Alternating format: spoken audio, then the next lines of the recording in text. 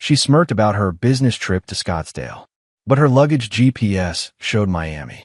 The client she claimed to meet? Never heard of her. My father-in-law thinks I just push paper. He has no idea I built Protocol 33C in every contract he signed. A kill switch that activates when family betrays family. My name is Thomas Sinclair. I'm 45 years old, and I've spent the last 12 years as the chief deal structuring specialist at Hampton Aviation Leasing, a company my father-in-law George built from nothing into a portfolio worth north of $300 million. We lease private jets to people who have more money than sense. Gulfstreams, Bombardiers, the kind of aircraft that cost more than most people's houses. My job? I design the contracts, the ownership trusts, the liability shields. I build the legal architecture that makes sure when something goes wrong at 40,000 feet, the lawyers can't touch the real money. People think I just push paper. Caroline certainly did. My wife, well, soon-to-be ex-wife, never understood what I actually do. To her, I was the quiet guy in the corner office who made sure the dotted lines got signed. She was the one out front, shaking hands, closing deals, director of business development. She brought in the clients. I made sure we kept them. We have a daughter, Isabella, 3 years old, with her mother's dark hair and, I hope, none of her mother's capacity for deception. That little girl is the only thing that kept me from walking out 6 months ago when I first started seeing the signs. Late-night texts, sudden business trips, a new attention to her appearance that wasn't for me. It was a Thursday morning when everything started. Caroline was packing for what she called a critical client meeting in Scottsdale. I'd already changed Isabella's diaper, made breakfast, and paid the landscaper before Caroline even came downstairs with her Toomey carry-on. She wore the charcoal Armani suit, the one with the fitted jacket that she saved for meetings where she needed to project authority. Her hair was pulled back tight, gold earrings catching the morning light. Everything about her screamed control, precision, power. "You want me to drive you to Teterboro?" I asked, loading the dishwasher. Teterboro was our local private airport, 20 minutes away. She barely looked up from her phone. "No need. Ryan's sending a car." Ryan Mitchell, aviation broker, one of our contractors who sourced aircraft for lease opportunities. I met him twice. Slick smile, expensive watch, the kind of handshake that lasted 2 seconds too long. "Big deal?" I asked. Caroline glanced at me with that look, the one that said I was asking questions above my pay grade. "We're looking at a G650 fleet expansion. Potential $20 million contract." She zipped her bag with a sharp motion. "Thomas, you wouldn't understand. This is how high-level business works." High-level business. She'd been using that phrase a lot lately. Like she'd discovered some secret language I wasn't sophisticated enough to speak. "How long?" I asked. 3 days. Maybe 4. She checked her reflection in the hallway mirror, adjusting her collar. "Don't call unless it's about Isabella. I'll be in back-to-back negotiations." I nodded. Watch her lean down to kiss our daughter, who was playing with blocks on the living room floor. Isabella grabbed her mother's hand, not wanting to let go. "Mama back soon, sweetheart," Caroline said, extracting herself.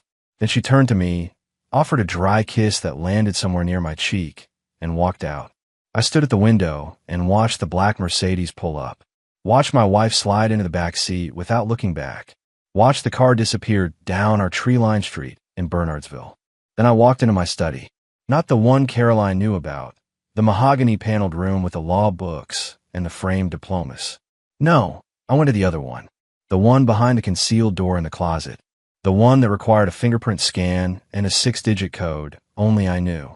The monitors came to life. 3 screens displaying encrypted feeds, tracking systems, document repositories. Everything I'd built over the past 11 years.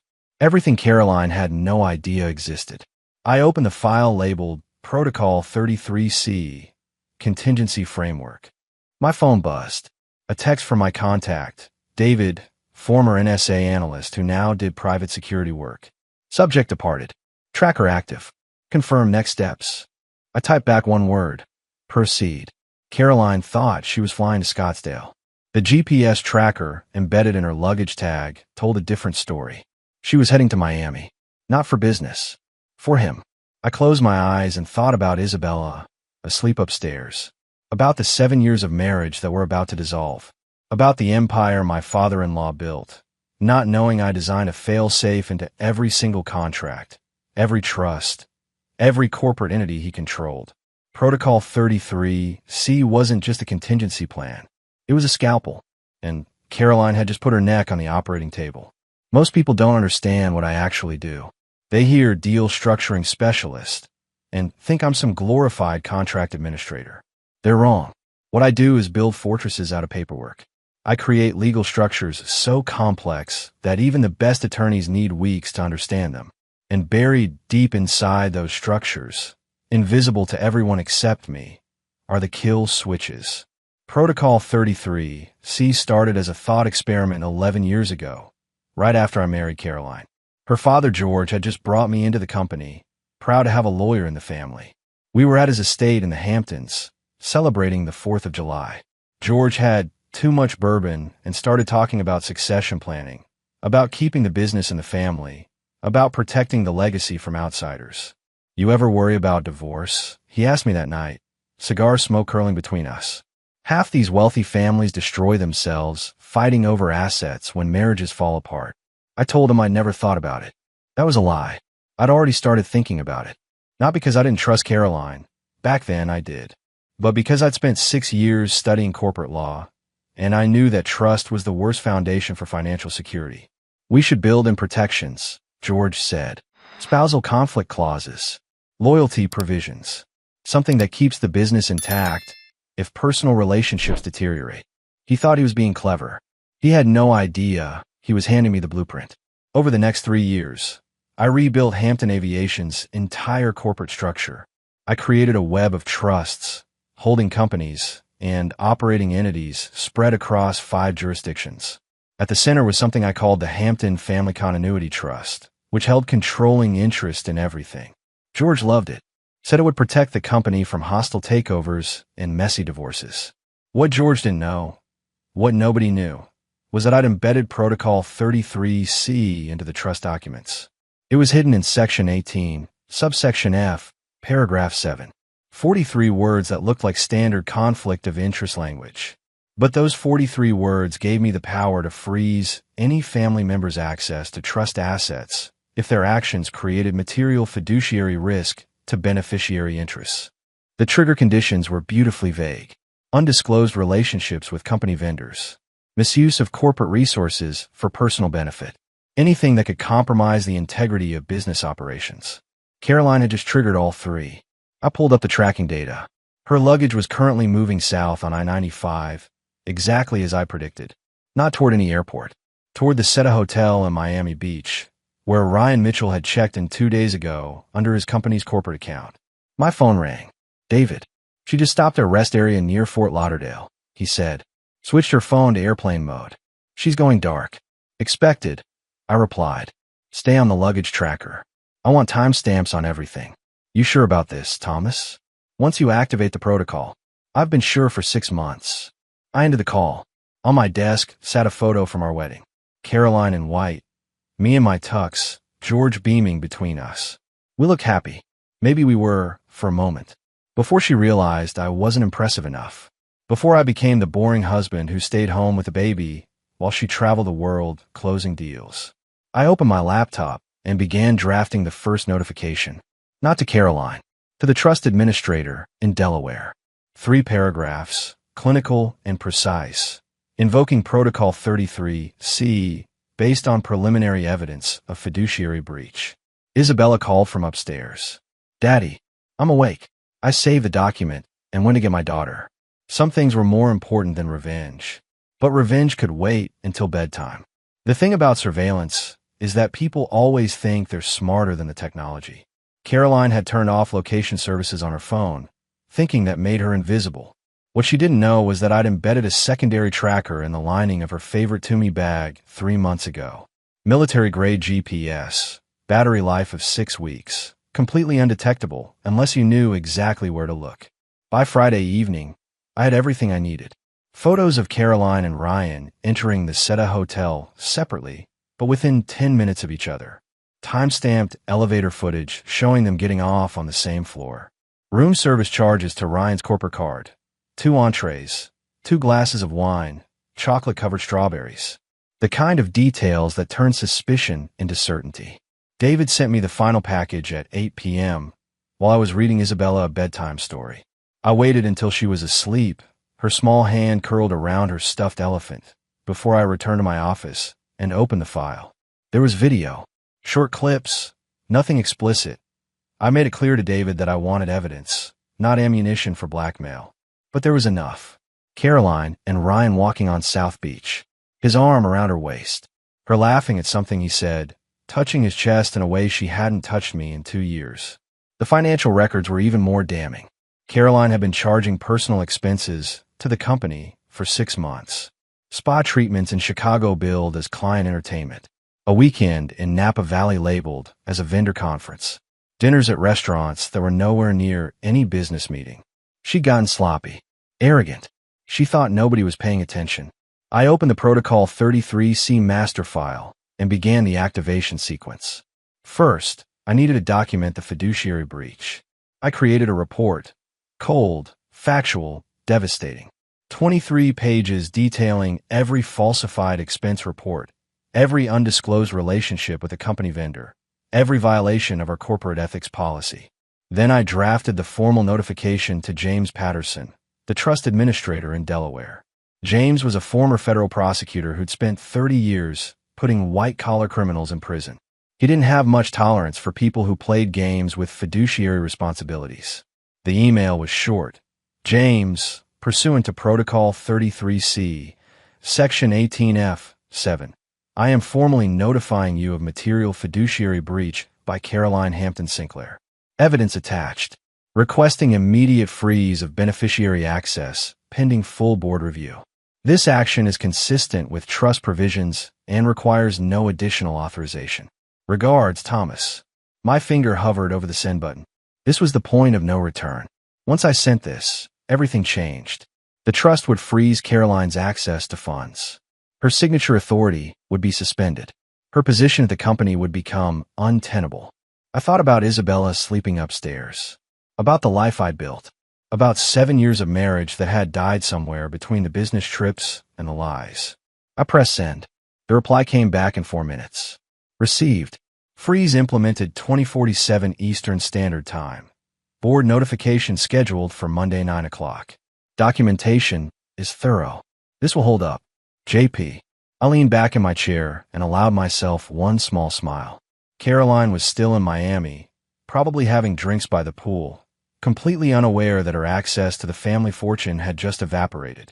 She wouldn't know until Monday morning when her credit card started declining. Phase 1 was complete. Now came the hard part, waiting for her to realize she'd walked into a trap she couldn't escape.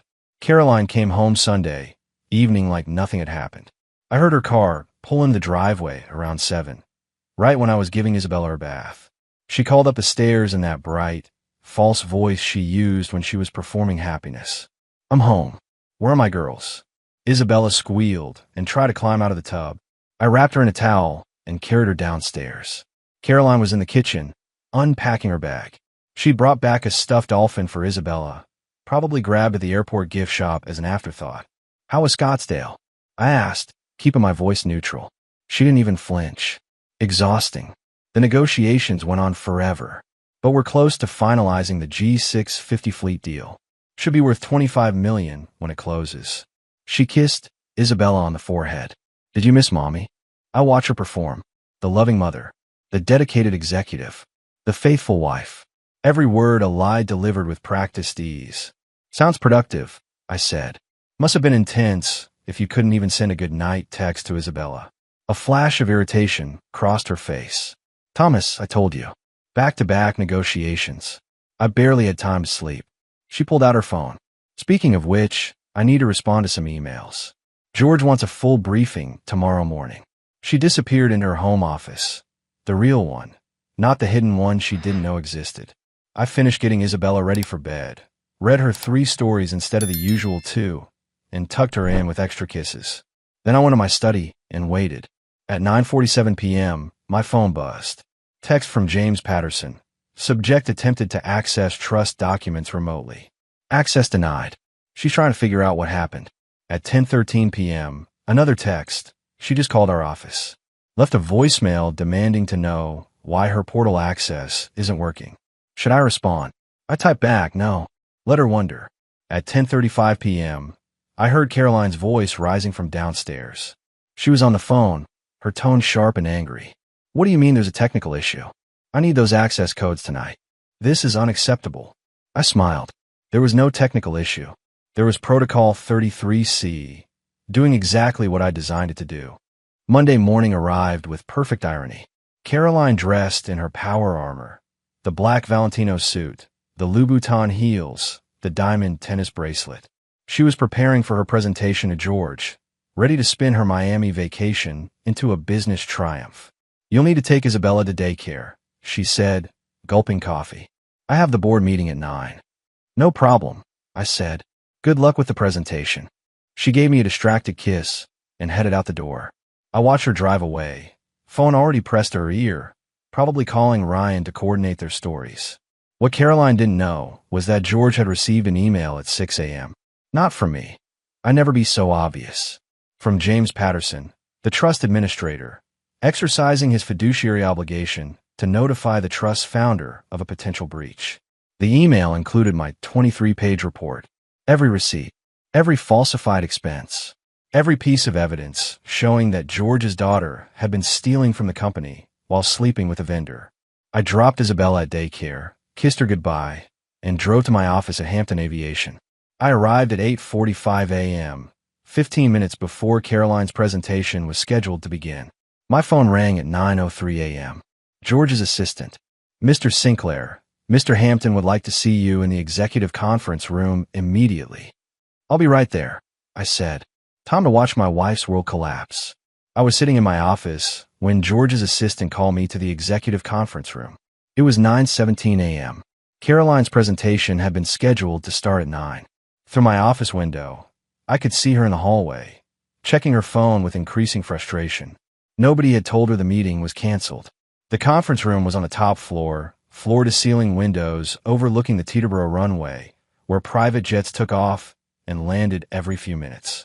George sat at the head of the table. He looked like he'd aged a decade overnight. Our CFO, Patricia Kane, sat to his right, along with 2 senior board members I recognized from quarterly meetings.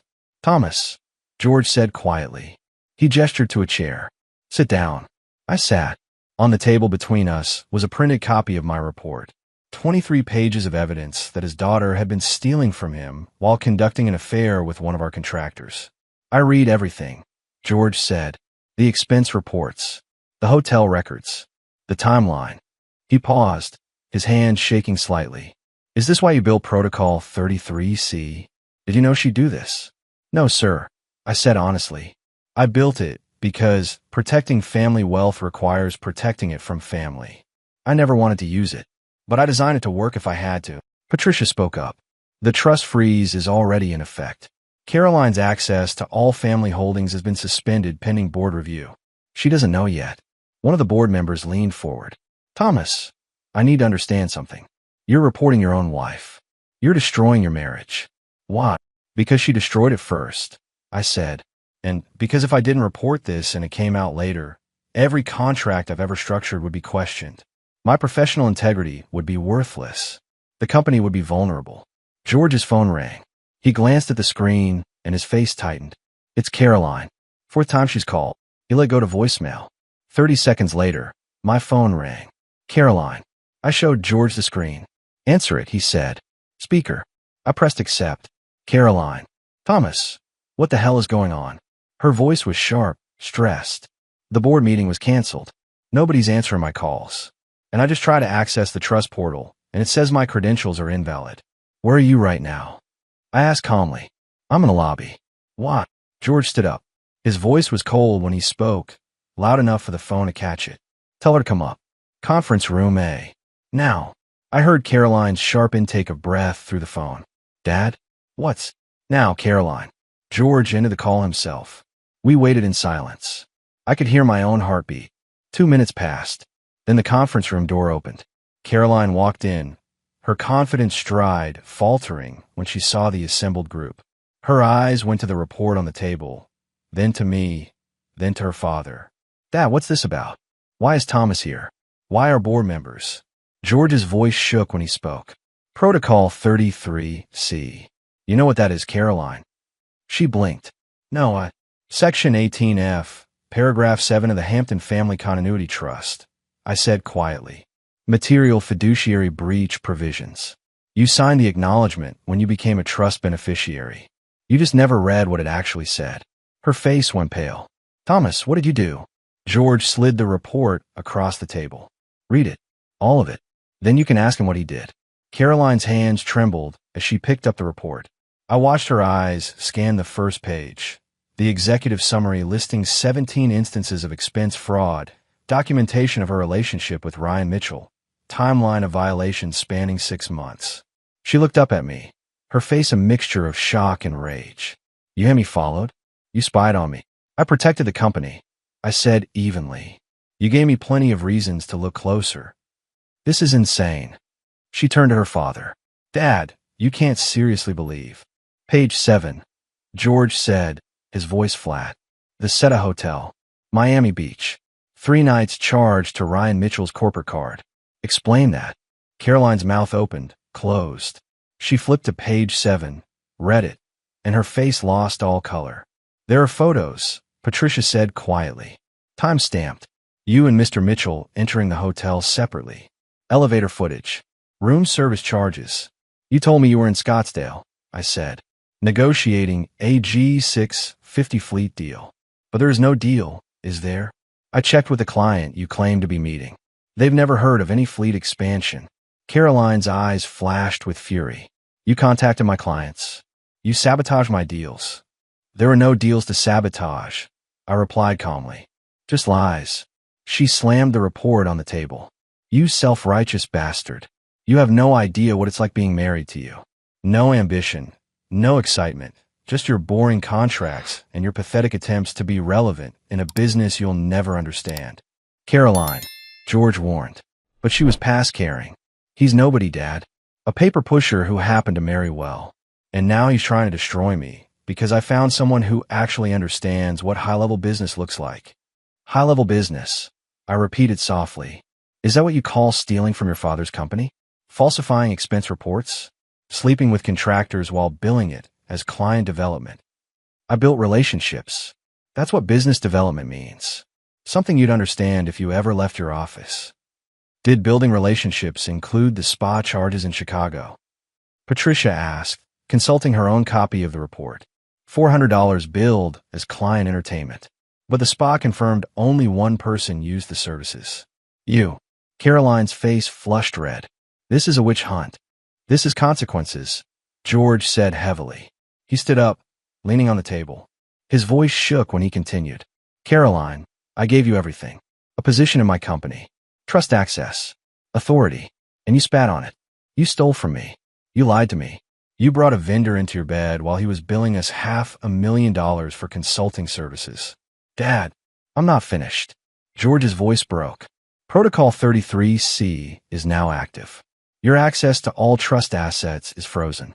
Your signature authority is revoked. Your position as Director of Business Development is suspended pending a full investigation. He paused, his face gray. And Thomas is right to report this. Because if he hadn't, and this came out later, the entire company would be at risk. Caroline stared at him, stunned. Then she turned to me. You planned this. You built that protocol years ago, just waiting for a chance to use it against me. No, I said quietly. I built it to protect what your father created. You're the one who triggered it. She grabbed her purse, her hands shaking with rage. This isn't over. I'll fight this. I'll get lawyers. You can't just freeze me out of my own family's money. Actually, I said, I can. You signed the trust documents. You agreed to the conflict of interest provisions. You violated them. The freeze is automatic and remains in effect until the board completes its review. She looked at her father one more time, maybe hoping he'd intervene. George just stared at her with devastated eyes. I want a divorce, Caroline said to me, her voice venomous. I assumed you would, I replied. My attorney will be in touch. She stormed out of the conference room. The door slammed behind her with enough force to rattle the windows. In the silence that followed, George sat down heavily. My God, Thomas. What exactly is your real job? Because you just dismantled my daughter's life with the precision of a surgeon. I didn't answer. The question was rhetorical anyway. 3 days after the confrontation, Caroline's lawyers made their first move. I received a demand letter in my office. 12 pages of legal threats wrapped in expensive letterhead. They wanted full restoration of her trust access, reinstatement to her position, and a formal apology from the board. They claimed Protocol 33C was invalid, that I'd manipulated George into signing documents he didn't understand, that the entire structure was designed to give me control over family assets. I read it twice, then forwarded it to James Patterson in Delaware along with a single question. Does this concern you? His reply came back in 10 minutes, not even slightly. The trust documents are ironclad. Her attorneys are fishing. Ignore them. But Caroline's legal team wasn't the real problem. The real problem arrived on Thursday morning when I got a call from our head of security, Robert Kane. Thomas, we've got a situation. Ryan Mitchell just tried to access the building. Said he had a meeting with Caroline about finalizing a lease agreement. I checked my watch. 9:47 a.m. Where is he now? Lobby. I told him Caroline no longer works here, but he's insisting the deal is already in progress. Says we owe him a commission on a G650 lease worth $2 million. I smiled grimly. I'll be right down. Ryan was pacing the lobby when I arrived. Phone pressed his ear. He was exactly as I remembered. Expensive suit, styled hair, the kind of swagger that came from closing deals on charm rather than substance. He ended his call when he saw me. Thomas Sinclair, he said, extending his hand like we were old friends. Good to see you again. I'm trying to track down Caroline. We've got a major deal closing and... There is no deal, I said, not taking his hand. And Caroline no longer has authority to negotiate contracts on behalf of Hampton Aviation. His smile faltered. I don't understand. We spent weeks putting this together. She told me the client was ready to sign. Which client? I asked. Silver Point Capital. They're looking to lease a fleet of G650S for executive transport. $25 million contract over 5 years. He pulled out his phone. I have emails from Caroline confirming the terms. Show me, I said. He handed me his phone. I scrolled through the messages. Caroline had indeed been promising him a massive deal, complete with detailed terms and commission structures. The only problem was that I'd already checked with Silver Point Capital 3 days ago. They had no idea what he was talking about. Mr. Mitchell, I said, handing back his phone, Silver Point Capital has confirmed they never discussed any fleet lease with Hampton Aviation. These emails from Caroline were fabrications. The color drained from his face. That's impossible. She showed me proposals, financial projections. She showed you what she wanted you to see, but none of it was real. I paused. Tell me, how much time did you spend working on this imaginary deal? 6 months. I turned down other opportunities because Caroline said this was guaranteed. His voice rose. I have expenses, travel costs, time invested. If there's no deal, I need compensation for it. You need to leave, I said flatly. This building, this company, and my wife's life. Because if you don't, I'll make sure every aviation broker in the industry knows you billed us $500,000 for consulting services while sleeping with a married client. His face went red. You can't threaten me. That's not a threat. It's a promise. I gestured to Robert. Please escort Mr. Mitchell out. He's no longer welcome here. Ryan looked like he wanted to argue, but Robert's hand on his shoulder convinced him otherwise. As security walked him to the door, Ryan turned back to me. She told me you were nobody, he said bitterly. Just a paper pusher who didn't understand real business. She was wrong, I said, about a lot of things. After he left, I called David. Ryan Mitchell just tried to claim a $2 million commission on a fake deal. I need you to document his relationship with Caroline, every meeting, every expense, every lie. If he tries to sue for payment, I want evidence that destroys his credibility. Already on it, David said. But Thomas, you should know, Caroline's been making calls. She's trying to find allies on the board, people who will vote to overturn Protocol 33C. Let her try, I said. The trust documents don't allow board override without my consent. She can make all the calls she wants. That night, I sat with Isabella after her bath, reading her favorite story about a princess who saved herself. She fell asleep halfway through, her small hand wrapped around my thumb. I carried her to bed and stood in the doorway watching her breathe, thinking about how much her world was about to change. My phone buzzed. Text from George. Board meeting tomorrow, 2 p.m. Caroline's attorneys will present their case for overturning the freeze. Be prepared. I typed back. I will be. The board meeting felt like a trial. Caroline sat on one side of the conference table with her attorney, Richard Pemberton, a partner at one of Manhattan's most expensive divorce firms. On my side sat James Patterson from Delaware, along with Margaret Wolfe representing the trust's interests. George presided at the head of the table, looking older and grayer than I'd ever seen him. 5 other board members filled the remaining seats. People who'd known Caroline since she was a child, who'd watched her grow up in the business. Pemberton stood first. Gentlemen, we're here because Mr. Sinclair has weaponized a corporate document to punish his wife for a personal matter. Protocol 33C was never intended to freeze family members out of their rightful inheritance over a private relationship. It wasn't a private relationship, James Patterson replied calmly. It was a conflict of interest involving a company vendor who billed Hampton Aviation for services while conducting an affair with an officer of the company. That's textbook fiduciary breach. My client made an error in judgment, Pemberton said, but the punishment is wildly disproportionate. You're denying her access to assets she's entitled to as a family member. She's entitled to assets held in trust, James corrected, and that trust has explicit provisions governing beneficiary conduct. She violated those provisions. The freeze is automatic. Caroline spoke up, her voice controlled but tight. Dad, this is Thomas punishing me because our marriage failed. He's using your company as a weapon. George didn't respond. He just looked at me. I stood up. May I present additional evidence? George nodded. I placed a folder on the table. This morning, Ryan Mitchell attempted to collect a $2 million commission on a fleet lease that doesn't exist. He had emails from Caroline promising the deal was guaranteed. When I contacted the supposed client, Silver Point Capital, they confirmed they never discussed any lease with us. I opened the folder, revealing printouts of the email chain. Caroline spent 6 months creating an elaborate fiction to keep Ryan engaged. She fabricated proposals, financial projections, client interest, all to maintain the relationship while billing the company for her time. Pemberton interrupted. This is speculation. Caroline was developing a legitimate business opportunity that simply didn't materialize. Then why did she tell Ryan the deal was closing the same week she was suspended? I asked. Why promise him a commission on a contract that supposedly fell through months ago? Silence. I continued.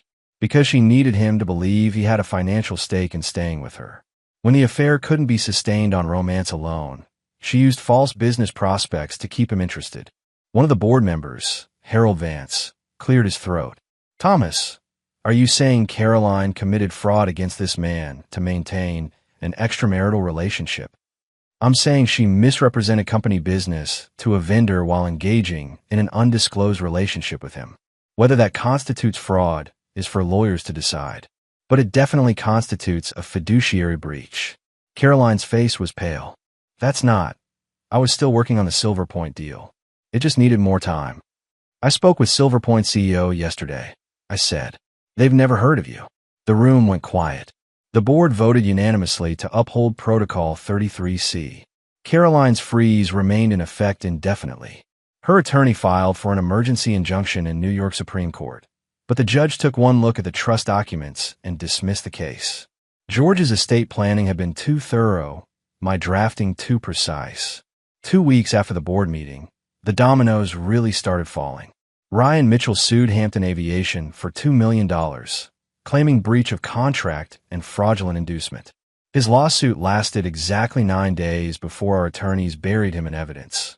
Emails proving he'd billed inflated hours, hotel records showing he'd spent company money on personal expenses, and testimony from 3 other brokers confirming he'd had inappropriate relationships with married clients before.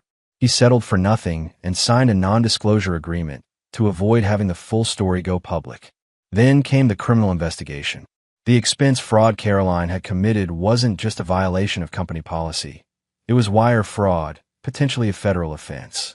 When the board turned over evidence to the U.S. Attorney's Office, prosecutors started building a case.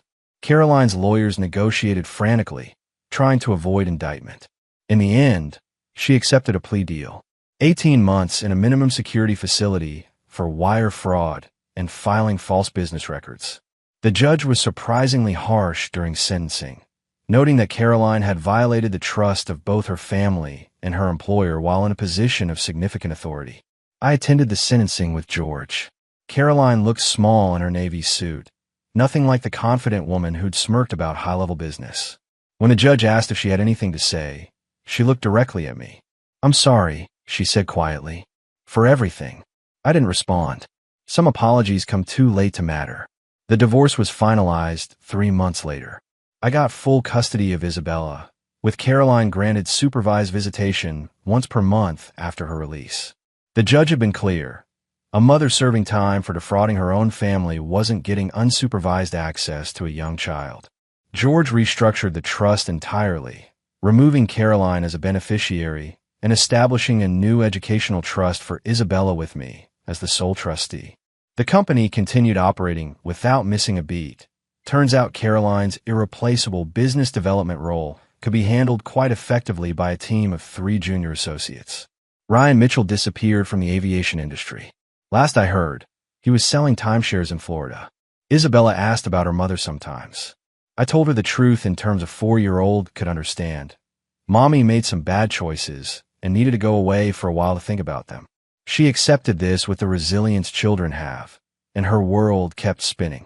George offered me the position of chief operating officer, but I declined. I liked what I did, building structures, protecting assets, making sure the architecture held firm when storms hit. Some people are meant to be visible. I was meant to be the foundation.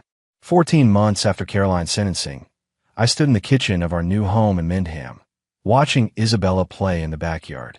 We'd moved out of the house in Bernardsville. Too many memories, too much history. This place was smaller, quieter hours. George had passed away 6 months earlier. Pancreatic cancer, stage 4, exactly as the doctors had predicted. He'd spent his final weeks making peace with what his daughter had done and ensuring Isabella would be protected forever. His revised will left the controlling interest in Hampton Aviation in a trust managed by a 3-person board. I was one of the trustees.